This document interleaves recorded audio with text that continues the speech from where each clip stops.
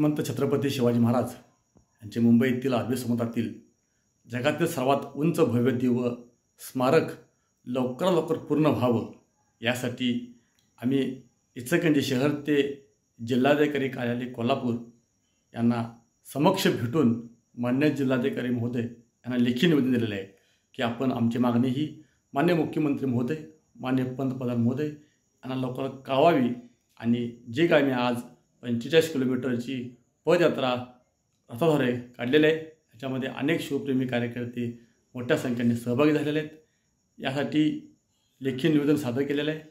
लक्ष वेधावं आणि मुंबईतील अरबी समुद्रातील छत्रपती शिवरायांचं स्मारकाचं काम तात्काळ सुरू करून तात्काळ पूर्ण करा यासाठी लेखी निवेदन आज विनम्रपणे दिलेलं आहे।